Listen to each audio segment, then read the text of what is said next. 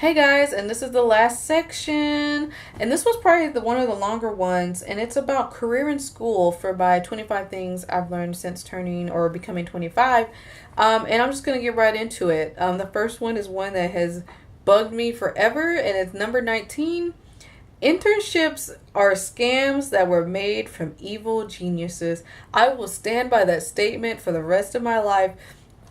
Whoever came up with internships was a genius, because the basic idea of an internship is, let's get someone who's young and unexperienced to work for our company, our multi-million dollar company, for free, and then make them seem like they're getting something out of it. The reason I hate internships, and I've done many of them, and that's part of the reason I hate them, is they just take advantage of you for the most part. Some companies do, some companies don't. My biggest warning to those who do internships is to know how long you're going to do them. Usually 3 months is enough, because especially if you're unpaid, because most of them are unpaid. 3 months is enough. You're going to get enough experience that I've worked at internships for longer than that. Shouldn't have, because they weren't paying me. But I was at that young age of thinking, okay, I need the experience. I need something to do. I need this, that, and the third. And they're giving it to me. They're not really giving you much. They're just using you for your free labor. They know you'll work for free because you're desperate and you don't know better. So be wary of the internships that you get. Stay in them for a set time limit. And if it is going to go beyond that time frame, then make sure you get paid or compensated or guaranteed a job or something. Because otherwise it is just a waste. All it's going to say it's just going to be something you write on your resume, and that's it. So number 20. This is also very personal for my life. College degrees do not guarantee a solution to solving your career problems. I can testify.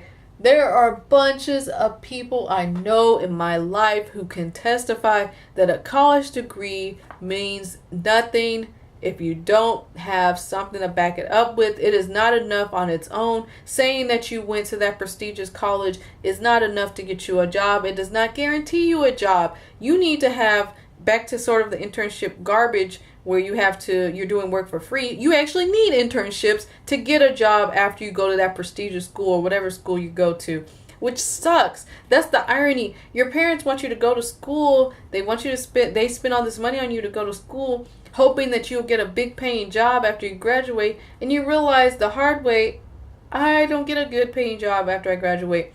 I can name maybe 2 or 3 people after I graduated from college who had jobs like within the first 3 months. I knew one person who had a job before we graduated, and maybe 1 or 2 others who got like a job in their field within the next couple months. But most of my friends, some of them went to grad school, some of them just got part-time jobs or got full-time jobs in something sort of related to their field, but not really. They're wanting to transfer. I have friends now who they're in the job they went to school for, but they're hoping to do something a little bit more in their field. There's just college degrees are that. They're degrees. They say you went to school. They say you went to the school for 4 years and you studied this, but they don't guarantee you a job. End of story. 21. Taking the traditional path, and this kind of goes back to college degrees, doesn't equate to happiness unless you make it so. So spending, 18 years in school, then going to college for 4 years, then getting a job, a full-time job, then getting married, then having babies, and so on and so forth, doesn't necessarily equate to happiness. We're definitely told that that's the basis. That's the American dream in a way, is a basis of that, of doing all those things that I just mentioned in that order. But it doesn't really guarantee happiness unless that's what you actually want and not what you think you want. Like you went to school for psychology, let's say, and you think you want to be a psychologist for real when you graduate. You realize, maybe I don't want to be an adult psychologist. Maybe I want to be a child psychologist. So you go to grad school, that's good and all fine and dandy. And you try to get a job in that field. As I mentioned before, that might be difficult unless you have connections, which is really the basis of getting a job these days, is connections. Unless you're trying to go overseas, then it's a little better. But here in the States, especially where I'm from, having connections is pretty much the only way to get you a job. But doing that traditional path that people write down on paper for you since you've been a kid doesn't guarantee the happiness. It doesn't guarantee success. Doing all of that in that order isn't always being the good girl. necessarily. It doesn't guarantee you happiness unless that's what you want. Unless you want go to college, then get a career. A lot of this stuff is not in your control. It's kind of what I'm getting at. It's a mixture of, it doesn't make it equate to happiness unless that's what you want, but it also does not. It's not also guaranteed. Like, you can't predict when you're going to get that full-time job. You can't predict where you're going to meet someone you want to marry or when you have kids. You just hope that that stuff comes together.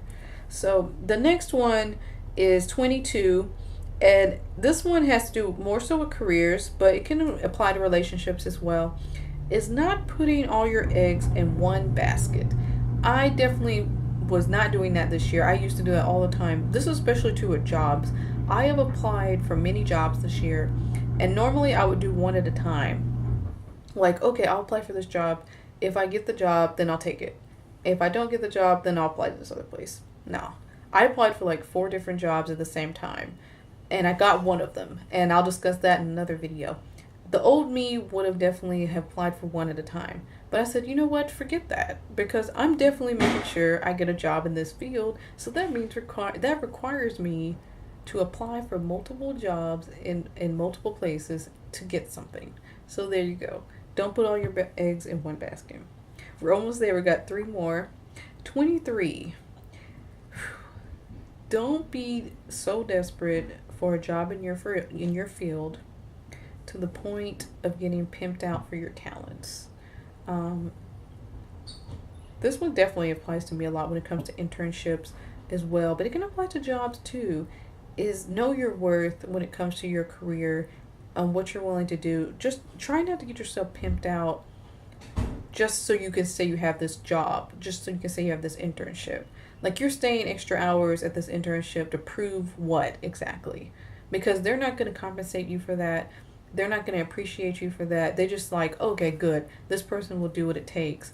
But will that pay off? Sometimes you have to ask yourself, will that extra work that I do pay off if this person is constantly doing it and is doing it to use me and abuse me and do all this stuff? So keep that in mind. This one sort of applies, number 24 sort of applies to number 23 a little bit, which is being somewhat wary of people who own their own business. And I've had this from personal experience because I've worked for like 4 maybe more than that. Definitely 4 people who've owned their own business. And none of them, I wouldn't say they were terrible people, but these different people I worked for who have their own business, some usually go by their own rules. And it's very important to be wary of that. Big corporations can be the same way, but when someone owns their own business, it's more likely to be taken advantage of, like I mentioned in the last one. And just be wary of the trust that you have with this person. Because when you work for just like a sole proprietor, your relationship with them is pretty dependent on your survival at that company or that business or whatever. If you hate your boss and they own the business, get out. Just find another line of work. Like, it's not going to get better for you because they've been treating you, if they treat you like that, they've probably been treating their previous employees like that, and they don't really care because they own their own business. There's no higher power they really have to own up to or any contract that they're worried about because they wrote the contract. Just be wary of people who own their own businesses. And the last one I have is number 25, and this has nothing to do with career school. It's just a general thought, and that is loving yourself when no one else will. This applies to family, it applies to relationships, it applies to your career, your school, whatever your case. It applies to everything. Loving yourself when no one else will, having self-confidence, believing in yourself. This is stuff you hear all the time, but when you become an adult, it kind of hits you full force how important it is to love yourself, to know your self-worth. Knowing your self-worth will change your entire life. Knowing you don't have to put up with crap for the sake of putting up with crap. You deserve better if you think you deserve better. How will you make that happen though? Ask yourself, how am I going to make this happen? How am I going to make this dream happen if I don't believe in myself? If I don't think I can do it, then who's going to think it for me? That's a serious question. No one can put the belief into you like you can. Your friends, your family, they could tell you you're beautiful and you're funny and you're whatever, you're smart. If you don't think those things, it's hard to emulate that. It's hard to feel that you're those things if you don't believe it. People can tell you that stuff all you want. We tend to believe the negative more than the positive. But if you don't believe it yourself, if you don't love yourself, if you don't respect yourself, if you don't know what you want and you go for it and you decide to settle for less, if you do all those things, how are you going to grow? How are you going to grow? How are you going to have the things that you want in life if you don't think you deserve them? And that is kind of what the basis, I think, of what I've learned through my 25 years of living. I'll be 25 on July 18th, my birthday. And at the time of airing of this, I'll be probably 25 at the time. But the core basis of what I want my viewers to realize and learn is that you have to love yourself, respect yourself, care about yourself, because no one else can do it for you. No one else owes you that. No one else owes you that love that you deserve. You need to give that self to you. And once you can love yourself, you can love others and they can love you back. And the rejection you might feel from others will not hurt as much when you accept that this is who you are. When you know your values, when you know who you are, when you love yourself, other people can't tear that out of you. Other people can't take that away. And that's actually a song by Mariah Carey, who's my favorite artist, called Can't Take That Away. It has that same message of, you can't take myself from me. I know who I am. You can't take that from me. So, as a lesson, that is the main thing I want you guys to take away from my 25 things that I've learned since becoming or turning 25, whatever you want to call it. I hope you guys enjoyed these videos. I broke them into different sections because I felt like they have different messages that I wanted to convey.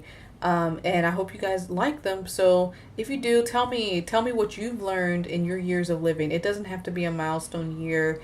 It doesn't have to be 20 things I learned since being 20 or 25 or 30 or 35, whatever. If you're 22 and you learned 22 things or 25 things or whatever, share those with me, because I would like to hear what you guys have learned over the years.